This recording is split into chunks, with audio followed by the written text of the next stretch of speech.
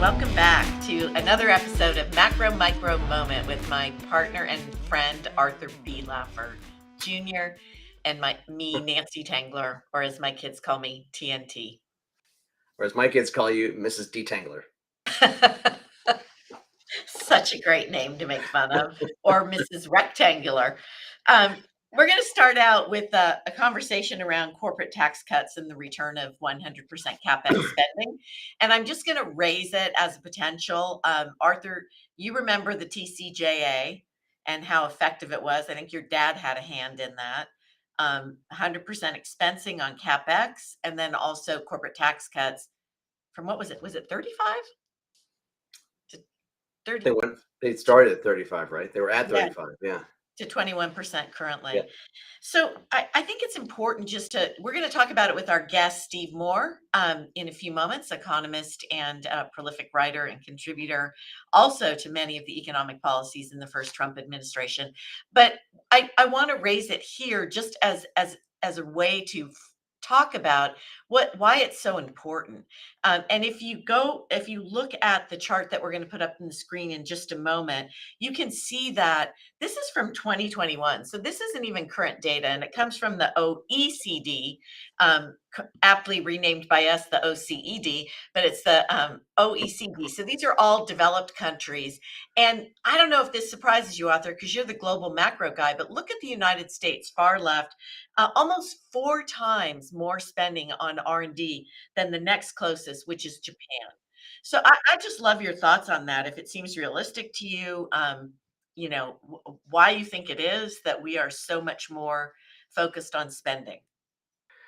Well, I think it's, Nancy, if you look at the size of our economy, that's got a lot to do with it. And I think it's culturally something that the US just does a lot better job. We have better patent protection. We're the 800-pound gorilla on patents. So you look at the amount of money that goes into R&D, it's kind of, I think this is actually pretty intuitive in the sense that this is what it should be. I'm kind of surprised it's as big as it is, even next to a country like Japan, but and Germany as well. But those guys don't have IPOs like we do. We have this whole small mid-cap marketplace that a lot of countries really have failed to emulate in any way, shape, or form. So I'm actually not as surprised it's huge. I'm probably a little bit more surprised it's as big as it is. Yeah, that's really interesting. Seriously, thank you for pointing out. I'm not sure I thought about that, but what it does do then is it leads to faster GDP growth. And if you compare the United States to the Euro area, Japan, UK, and I think we also have a chart on that, what you can see is that not only are we growing faster, but we're doing so with productivity. And so the top chart shows GDP growth, and you can see the US is the blue line.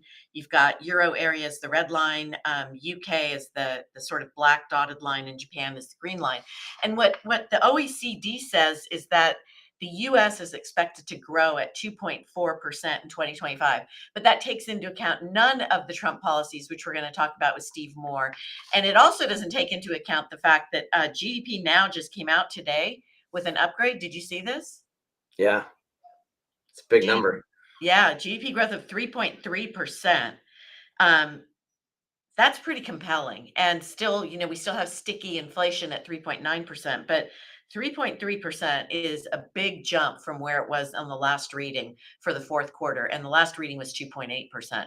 So I'm not sure how you go from that kind of growth in an environment where the Fed's cutting and we're going to get all these pro-business policies out of the Trump administration to the OECD's number, which is 2.4. But what was fascinating to me was the next closest was individual country was the UK at 1.7. So the And spending the on UK's got problems because that the 1.7's really coming from government spending now, as opposed to US where it's coming from the private sector. from innovation. Yeah, that's a great Yeah, point. So yeah. we already tried that, by the way, as you know, with government spending. And that's how we got inflation. One of the things that we've been talking about a lot is the 1990s and how this market and this economy before the election were analogous to the 1990s. And it's important because what you're hearing right now is that stocks can't continue to go up. And Arthur and I have this conversation all the time because he owns the US in his global strategy. And I think you own a double weight right now. Mhm. Yeah. So I got asked this. I just spoke at the Money Show, and I got asked, is it time to go to Europe? And it's like, yes, on vacation, no, as an investor. I just they like you said, it's they don't have IPOs, they don't have the innovative technology companies to the extent we do. But there's a lot of talk in the financial media that this year, if we stay at current levels between now and the end of the year, it'll be the first time since the 1990s that you've had back-to-back 20+% growth in equities. But look at these numbers. This was the 90s, and this was what you got when when you had productivity driven growth, a Fed that stayed out of the way, interest rates that were, 5 to 8% on the 10-year and 5% on the Fed funds rate the entire second half of the decade.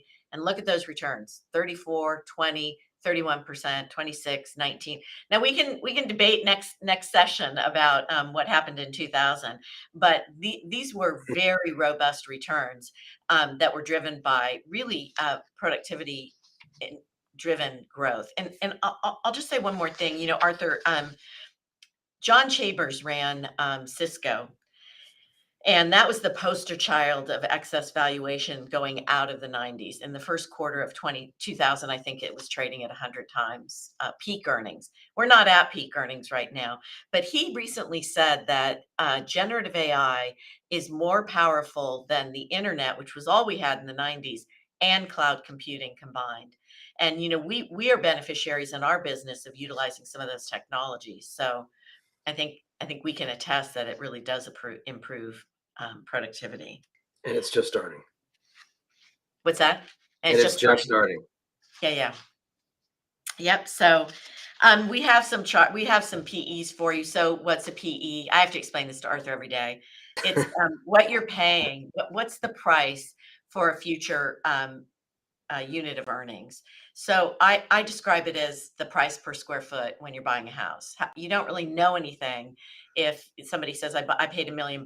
Well, how big was the house? What were the the attributions of the house? What were the schools? Whatever, you can discern all that from price per square foot. And so this chart's a little bit old. It's from last fall, but I just want to convey the idea. So these are the forward earnings. So this is based on what estimated earnings are, and you can see that even Nvidia is only trading at 30 times next year's earnings. But if you go to the next chart, Taylor, if you would, what you'll see is this was the four horsemen in March of 2000.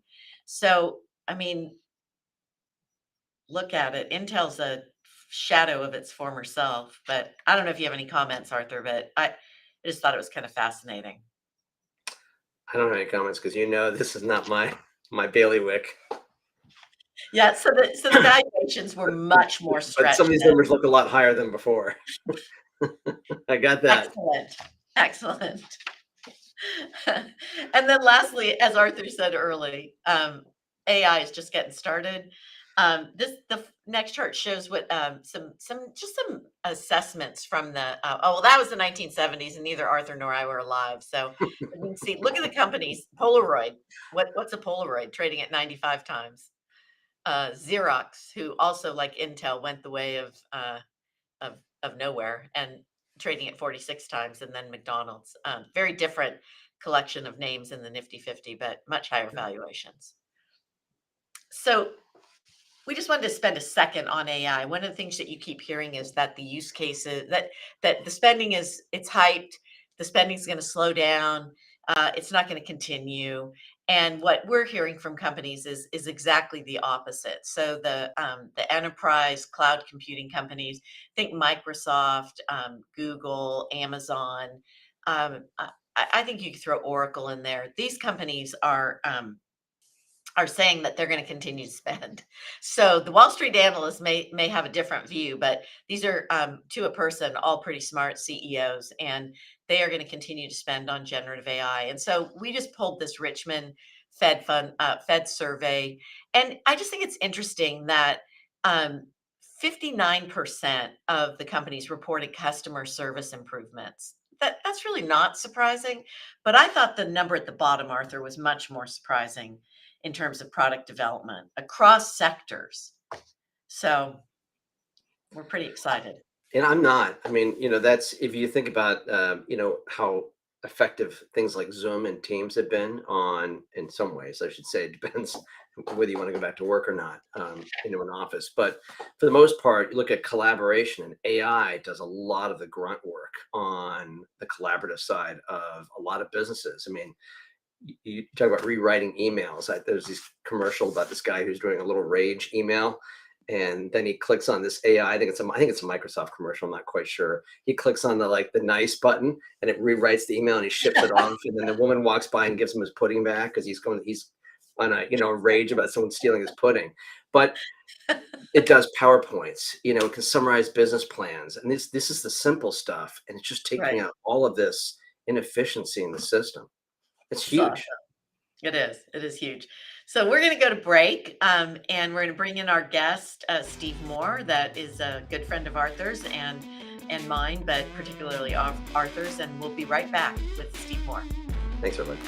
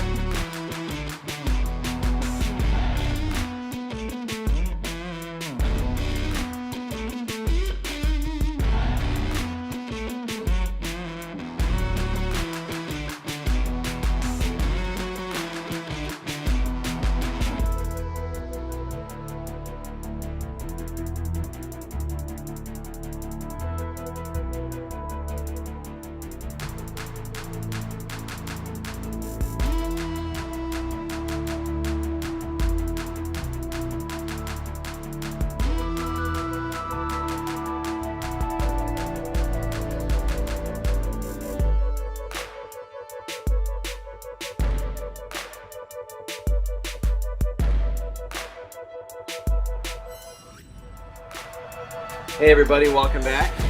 We have our special guest with us today, the economist Steve Moore. Just for those of you who may not be as familiar with Steve, actually, I think I've known you since I was literally a little kid. Steve was at Cato, he's at Heritage, he was a senior economist at the JEC. He started the Club for Growth, the Prosperity Group with, I can't even pronounce his name, Steve. I'm going to try it, but I'd probably just completely destroy it.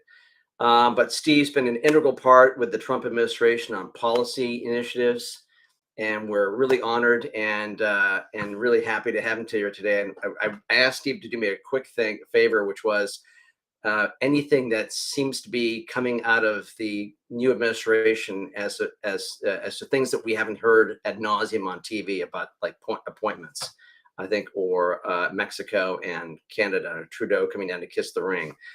So Steve, thank you for coming and welcome. Hi, Arthur. Hi, Nancy. Thanks so much. Big fans of your guys. Right back to you. Thank you.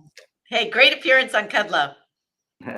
Thank you very much. It's, Larry's our hero, and it's basically, I call them the three horsemen. Steve Forbes and Larry Kudlow and Arthur Laffer are the ones who really have shaped economics for a generation or more. Thank you. I think you've had a big part in that too, though, Steve. Likewise. Yeah, love the humility, though. All right, so you're going to start it off, Arthur, or do you want me to ask? Yeah, well, I think Steve, I talked to Steve this morning, and one of the things I asked Steve if he would love to comment on anything that you think is really important coming out of the new administration that should take office in January that's not in front of us 24/7 on the media, like the SecDef confirmation process or the border stuff, which I think has gotten played out a lot in the media. What do you think is important that we're not really hearing about from this new administration coming in? Well, let me just give you the broad parameters of what's going on. I mean, I think that there's no question that there's been just a bump up in the economy since the November 5th elections. I mean, people feel more confident. You see people with more of a bounce in their step, not just of Republicans, but even Democrats are starting to come around to the idea that maybe Trump doesn't have horns coming out of his head, that he can do good things for the economy. That isn't too surprising because, as you know, Arthur, your dad and I wrote a book called The Trump Economic Miracle, and we talked about all the amazing things that happened to the economy when he was president in his first term, and there's no reason we can't see a return to that kind of high level of growth, big income gains for all Americans, including minorities, why we can't become energy independent again. I mean, I could go on and on. But I guess what I'm saying is investors should feel bullish and continue to feel bullish about the possibilities of this administration. Now, I remember when Reagan came in 1981, the first year was really tough.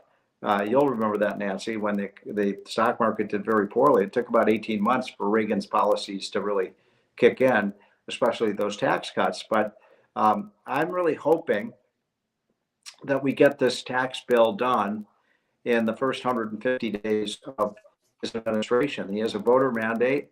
They were successful policies. We reduced the corporate tax rate. We made investment basically instant write-off. We call that capital expenditure write-offs. And Nancy, you were saying earlier on the show that we're just blowing away the rest of the world in investment. And I think one of the reasons for that was the tax cut. There were other really positive features to that, but I think that's going to happen. I think we are going to get secure in our border, which is something Americans want.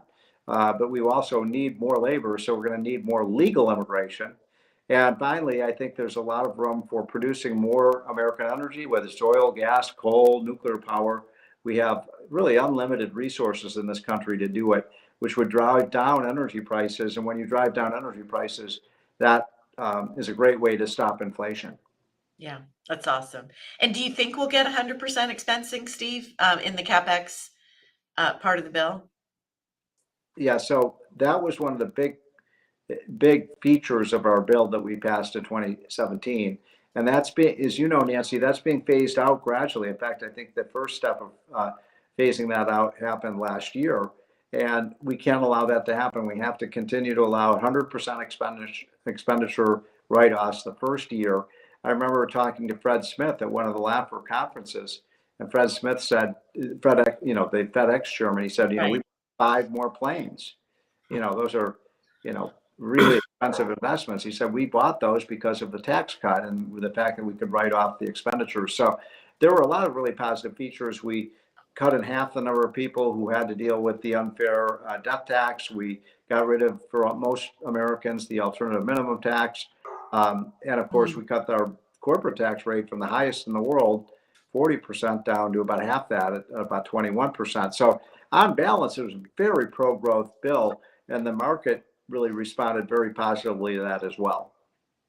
Yeah, agreed. And I think, if we could rewrite history and move COVID, um, it would have really continued to just grind through the Yeah, economy. that's right. I mean, if it hadn't been for COVID, Trump probably would have won a 40-state reelection landslide back in 2020. But here we are in 2024. I talked to the president, a few days ago. He's very committed to getting this bill done as quickly as possible. As I said earlier, he's got a voter mandate to do it. And, there will be some other cats and dogs in this with respect to, not taxing tips and some of the other things he talked about.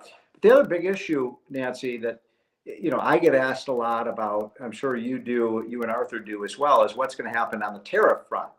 And that worries me a little bit. I mean, I'm a free trader like you guys are, like Arthur Laffer is, senior. And we need to make sure that we're not going to undermine world trade with tariffs. I don't think we will. I think Trump will be very shrewd about this, but it is a risky agenda. Yeah. You think they're going to have to wait, Steve, for the open seats to get filled? So you think he's going to work on other stuff first, like the executive orders, and then focus on the tax policy, April? Yeah, I think that, by the way, I should have said this at the outset, that, within the first hours that Trump is in the White House, that's on January, I think, 21st, it's going to be at least 50, maybe 100 executive orders reversing a lot of the crazy things that Biden had done, including, remember, people forget that Biden's first agenda item when he came into the office was to kill the Keystone XL pipeline, which never really made any sense. If we want more infrastructure, why would we kill infrastructure? And pipelines are a very important part of getting our oil and gas all over the country in an environmentally and economically feasible way. So I think you're going to see more energy infrastructure for sure once Trump enters the White House. That's fantastic. Yeah, I saw something really interesting that the strategy, and Steve, you were early and right on fracking, and I remember you giving a speech where at my previous firm, and you'd just written the book, and you were 100% right. But then the strategy became, they've overinvested in capital expenditures and infrastructure at the underlying energy companies. And so then the strategy was, let's return all the cash to shareholders. And I just saw that has now crossed over. And the companies are back to spending on building infrastructure, which I mean, that surprised me. You may have already known that, but I was astonished that they've anticipated and started to spend again. Well, I believe you're correct. And I also think that, now is not the best time to be investing in some of these green energy sources, because I think one of the top priorities for Trump and his team will be to get rid of a lot of those subsidies. And, that means that all the subsidies for electric batteries and for wind and solar power and carbon capture programs and so on, they may be a thing of the past. We'll see. But I hope that whole bill that they called the Inflation Reduction Act, that I call it the Inflation Acceleration Act, I hope we get rid of that. There's about, $500 billion of spending in that bill that we don't need to do, that's not going to benefit the economy. And Trump should just rescind that funding, or at least not allow it to continue for 2 or 3 more years. I mean, I am concerned about the size of our debt. I think every American is. It's running at close to $2 trillion a year increase. And we're at 36, 37 trillion on our debt. That is a cancer, and it has to be stopped through economic growth and through cutting spending, not by cutting, raising taxes, cutting spending, because this fiscal crisis we have was created by out of control spending. Right. Yeah. Yeah. That's going to take Congress to correct that. What's that?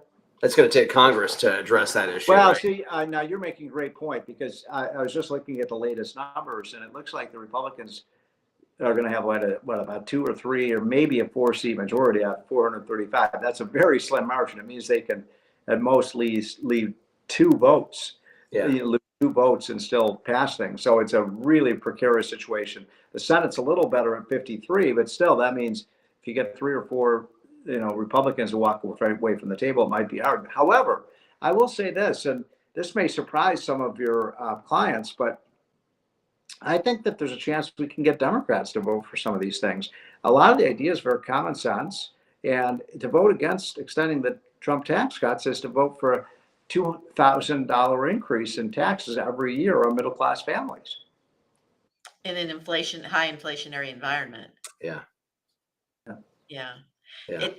Arthur, you were going to ask about the global wave, and I'm really curious about that. Yeah, Trump- Steve, we were talking about this morning. You were talking about some of the elections that you were keeping an eye on, and I think you called it a Trumpian wave or something to that effect. And mentioned like France and Germany, but obviously the old man, Dr. Laffer, was just down in Argentina, and sent back some great pictures of that trip. But what do you think about what's going on globally?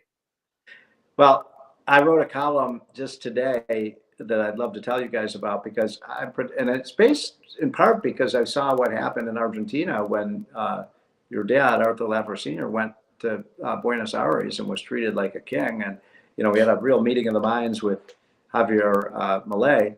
And so I think you're going to see Trumpism, this kind of populist revolt against, arrogant, oversized, selfish government. I think you're going to see it spread throughout the world. I think Trumpism is going to come to Europe. I think it's going to come to the UK. I think it will be in other words, I think you're going to see a toppling of these governments. You're starting to see the signs of that. Look what happened in France last week, where the prime minister was ousted, and Japan earlier, a month or so ago, where the prime minister and the ruling party was thrown out. UK, I think the Labour Party's in big trouble. They've got a prime minister who's the least popular man in Britain right now. So I think that this idea of putting people first and putting your country first is really catching on around the world. And I think that's an exciting thing because it's really an affirmation of individual control and free markets. And that's really critical to economic growth. So this could be not just Trumpism in America, but Trumpism writ large around the world. I don't know how you feel about that, Nancy. I know you follow these things very closely, but I think you could see a lot of upheaval.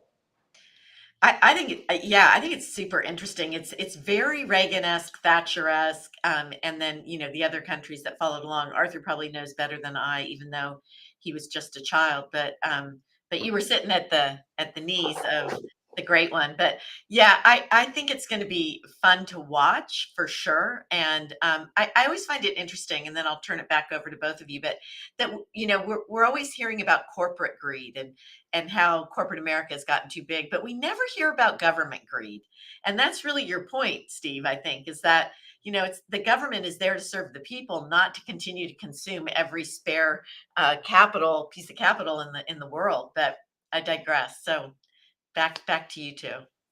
Well, that's and a great how point. to collect this money. A lot about corporate greed and the kind of unseemly profits of American companies and so on. But the truth is, we've had a lot of, I think you used the term government greed, and I think that's true. I mean, we have hundreds and hundreds of billions, not millions, billions of dollars that's wasted, that is involved in fraud or inefficiency or redundancy or obsolescence.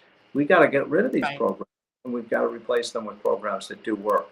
And I think that will clearly be the agenda for Donald Trump. And that there's nobody better to do this, by the way, than Elon Musk, who, basically when he took over Twitter, he cut their expenses by 70%, and all of a sudden they're making a huge profit again.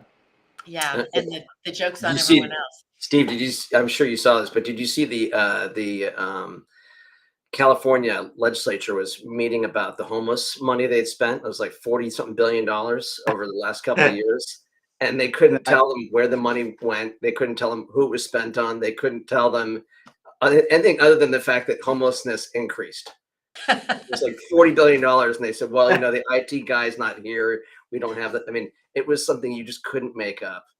Well, I mean, it's a reflection of the fact that the the politicians, especially in Washington, kind of lost touch with the government, and they started advancing their own agenda on everything from runaway government spending to allowing the debt to go through the roof to, always talking about raising taxes, never about cutting government spending, about letting, 6'2" men play in women's volleyball, leagues. I mean, Yeah. there was a, I think that the left in the world has kind of ran away from common sense. And, by the way, I don't agree with everything Donald Trump wants to do. I mean, most of the things I agree with, some of the things I strongly disagree with. But, for the most part, they're popular programs that he wants to put in place that are, supported by the average working class American. All right. Well, I have one question, and then I don't know how much time we have, Arthur. That's up to you. But I would hate to not see you on TV every day. But what's the deal? Are you going to go to the administration? I don't know. I mean, I don't think so. But obviously, I have a good relationship with the president, as does Arthur Laffer and Larry Kudlow. And obviously, Nancy, if the president asks you to do something, you have a patriotic duty to do that. So, but I love what I do. I love working with Arthur Laffer and Steve Forbes and Larry Kudlow and others. And I have a great life. And I'm so optimistic about the, possibilities here. And I felt like, in the first term, when Laffer, Forbes, or I had something to tell Trump, we just go into the, the Oval Office and we talk to him. And that, Arthur, you've got a bunch of those pictures on your wall there in the office there of us standing right behind Trump in his chair in the Oval Office. So, but I just want to help him do whatever he wants to do to make America great again. And it's a good agenda. It's a strong, and it's popular agenda with people. And if he pulls this off, I think you're going to see, you're going to see Dow 50,000. You're going to see continued increase in number of companies. By the way, I'm very happy about Paul Atkins has been named the head of the SEC. And one of his objectives is to make it easier for companies to go public. We need more publicly traded companies. We need more IPOs. And companies have been hesitant to do it because of all the regulations and things like Sarbanes-Oxley. And so a lot of firms have just, remained private. That's a problem for I don't have any problem with private companies, but we do need more publicly traded companies that every American can invest in. Yeah, that's a great point. I mean, I think isn't the Russell 5000 now 3,500 or 3,200 stocks instead of 5,000? So that's a great point. I hadn't thought about that. Well, Arthur? No, I think we're going to let Steve go, Nancy. Steve, thank you very much for calling in and chatting with us. And Godspeed to everything you're doing. Obviously, America needs good policies. It's good for workers. It's good for incomes. It's hopefully energy policy. Well, thanks, guys. I mean, you guys have been really great for your investors. You've made some really great picks. And Nancy, you're one of the, you and I have known each other for, 25 years at least. And Nice. I've always been a great admirer of yours. You've made a lot of money for your clients, and that's what it's all about. I have a radio show called More Money on WABC, and that's what I want to do is make more money for people, and I know that's what the two of you want to do as well, make more money for everybody. Amen. Yeah. Spread it around like Dolly Levi and hello. And Nancy, I have to have both of you guys. I've come on your show, now you have to come on my radio show. Would love to. Yeah. Okay. Absolutely. Our people will reach out to your people. Okay. Thanks, guys. All right. Thanks, Steve. Bye. Bye. Bye-bye. We're going to break. We'll be right back. Is that okay?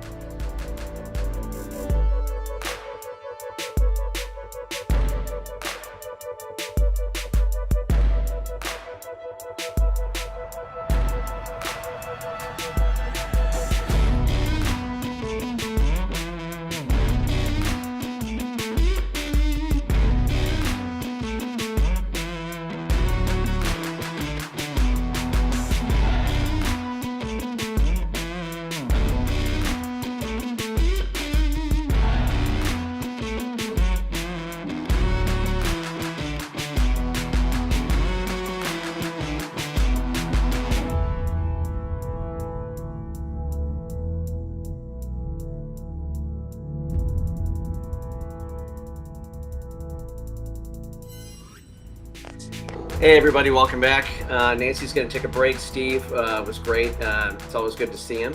I'm going to touch base really quick on global issues again this week. I'm going to touch base quickly on just two countries that I think are pretty important, and I'll tell you why I think it's important. Although God knows there's enough going on the global scene with Syria and Ukraine and all the other crazy stuff. But I'm just going to focus on these two and tell you why in a second. But it'll be around another episode of Around the World with Arthur.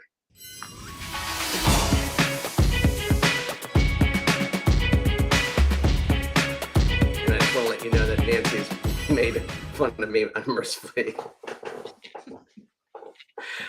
So I think the two things that we want to talk about are much shorter term issues. So if you've been paying attention on the global front, France actually had a no confidence vote, first time in a long time.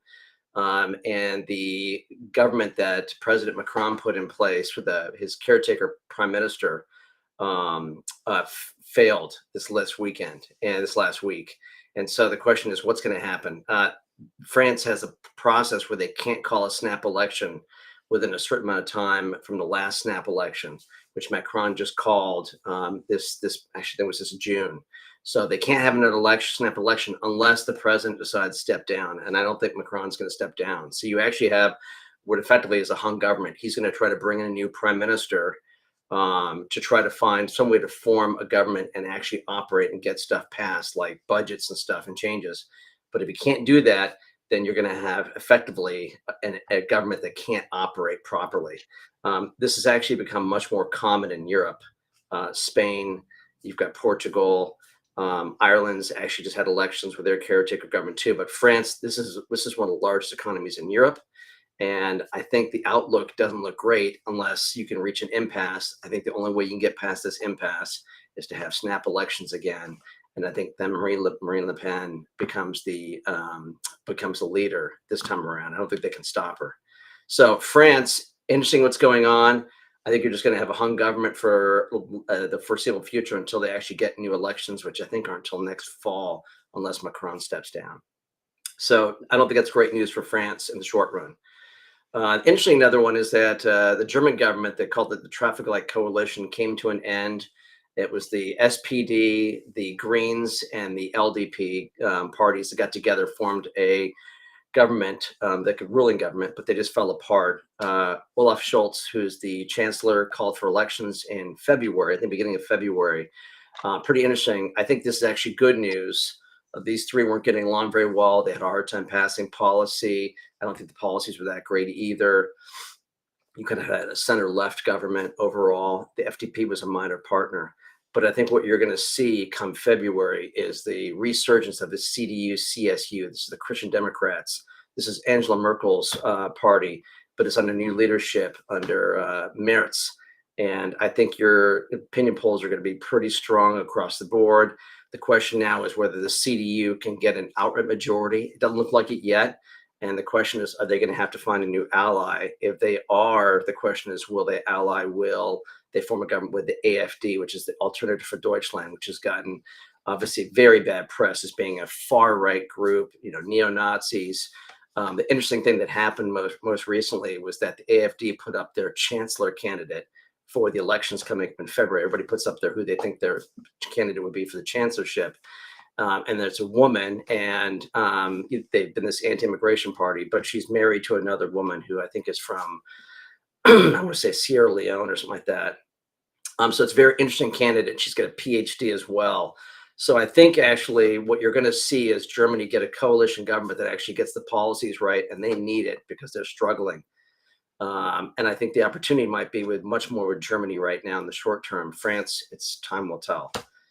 And I think we're going to take it back to Nancy really quick to talk about, I think, Amazon.